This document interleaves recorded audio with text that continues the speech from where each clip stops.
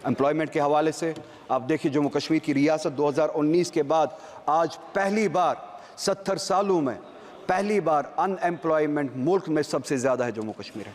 इनके अपने आदाद व शुमार पहले नंबर पे या दूसरे नंबर पे आज पहली बार, चूँकि हमसे हमारे इख्तियारात छीने गए, डिसीजंस हम नहीं लेते, आपका वाइस रॉय वहाँ पे डिसीजन लेता है जिसे आप LG कहते हैं। नतीजा ये निकला अनएम्प्लॉयमेंट सबसे ज़्यादा है।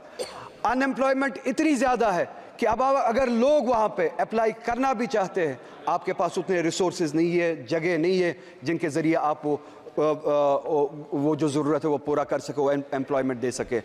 एम्प्लॉयमेंट के हवाले से आप बहुत सारी लेवल्स पे जम्मू कश्मीर के लोगों के साथ जंगें लड़ रहे हैं। नई रिजर्वेशन पॉलिसी यहाँ पे लागू की गई, हमने नहीं बनाई, जम्मू कश्मीर के लोगों ने नहीं बनाई, यहाँ पे बनाई गई और वहाँ पे थोपी गई। 70% रिजर्वेशन बढ़ाई गई, ओपन मेरिट को 30% तक कम किया गया। ओपन मेरिट के लिए अब जगह सिर्फ 30% बनती है। ये एक ऐसी लड़ाई है जहाँ पे ये चाहते हैं कि वहाँ पे क्लास वॉर हो, सोसाइटी के जो मुख्तलिफ सेक्शंस है आपस में लड़े, जो हमारे बैकवर्ड क्लासेस है जिनके लिए हम चाहते और हमेशा से रिजर्वेशन थी और हम चाहते थे उनको सपोर्ट मिले, वो ऊपर आए, उनको ऊपर ओपन मेरिट के साथ लड़ाया जा रहा है। क्योंकि तनासुब जो है, रेशो जो है पॉपुलेशन का, उस हद तक नहीं है जिस हद तक रिजर्वेशंस बढ़ाई गई। 70% के हद तक रिजर्वेशंस बढ़ाई गई, ओपन मेरिट को घटाया गया, जिससे क्लास वॉर, सेक्शन वॉर होने का एक खदशा है। मेरी गुजारिश करते हुए शर्म आती है, क्योंकि मैं फिर से कहूँगा, हमारे हाथ में इख्तियार ही नहीं है। इन्हें भी सोचना चाहिए।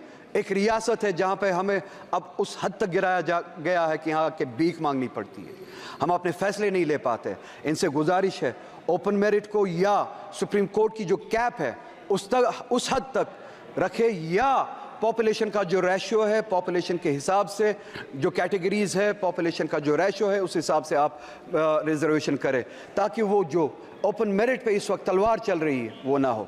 हमारे लोग वहाँ पे इसका खामियाजा उठा रहे हैं।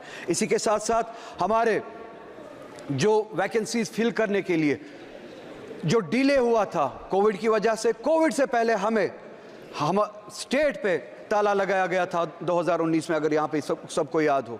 उस दौरान स्टेट ने काम नहीं किया, उसके बाद कोविड आया, उसके बाद ये जो वैकेंसीज फिल होनी थी उसके लिए वक्त नहीं दिया गया, वैकेंसीज फिल नहीं की गई। नतीजा ये हुआ हमारे जो बच्चे हैं, लड़के लड़कियां जो है वो अब ओवर एज होना शुरू हो गए हैं। हमारी गुजारिश है कि अब ये जो कैप जो है वो जो 28 साल तक थी उसको बढ़ाया जाए, एज रिलैक्सेशन दिया जाए, एग्जेप्शन दिया जाए, ताकि जो कोविड के दौरान 2019 के दौरान जो आपने लॉकडाउन किया था, जिस दौरान स्टेट ने काम नहीं किया, वैकेंसीज फिल नहीं हुए, उनको वो एज रिलैक्सेशन दी जाए।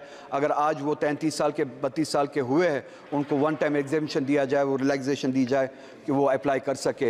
हॉर्टिकल्चर हमारा बहुत बड़ा सेक्टर है, बैकबोन है। आप उस हॉर्टिकल्चर के साथ भी लड़ाई लड़ रहे हैं 2 लेवल्स पे।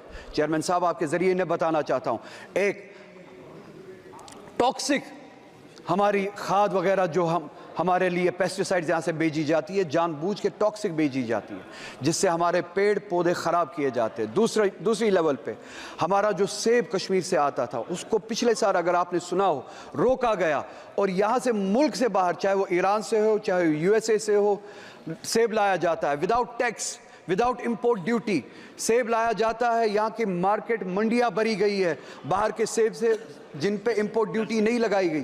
कश्मीर से आने वाला सेब उसको रोका जाता है, कश्मीर की हॉर्टिकल्चर को टॉक्सिक पेस्टिसाइड से ख़राब किया जाता है।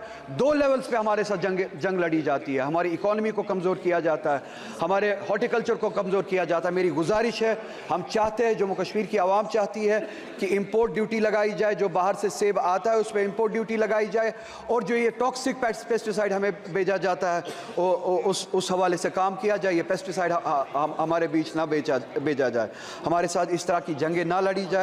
हमें जी हाँ, मैं वो बात भी करूँगा। वक्त मेरे पास ज़्यादा नहीं है, आपका हाथ घंटी पे है, हमारे साथ हर तरह की ज़्यादती होती है, वक्त भी उसी तरह की एक ज़्यादती है, मैं जानता हूँ। मैं एक बार ना चाहते हुए यहाँ पे दोहराना चाहता हूँ, मैं यहाँ पे इलेक्शन की भीख मांगने के लिए नहीं आया हूँ। मैं यहाँ पे अपना स्टेटस और अपना कॉन्स्टिट्यूशनल राइट जो 370 के ज़रिए हमें दिया गया था वो मांगने आया हूँ। मगर जाते जाते यहाँ पे ये इस वक्त की स्पीच कंक्लूड करते करते चेयरमैन साहब आपके ज़रिए पूरे मुल्क को याद दिलाना चाहता हूँ कि सुप्रीम कोर्ट ने इस गवर्नमेंट को डायरेक्शन दी थी कि सितंबर तक वहाँ पे डेमोक्रेटिक गवर्नमेंट कायम की जाए। सुप्रीम कोर्ट की डायरेक्शन के मुताबिक अगले महीने सितंबर का महीना शुरू होने वाला है, मगर अभी तक बस एक मिनट में कंक्लूड कर रहा हूँ, अभी तक वहाँ के डेमोक्रेटिक वहाँ के इलेक्शन के लिए अभी भी कोई प्रोसेस शुरू नहीं हुआ है।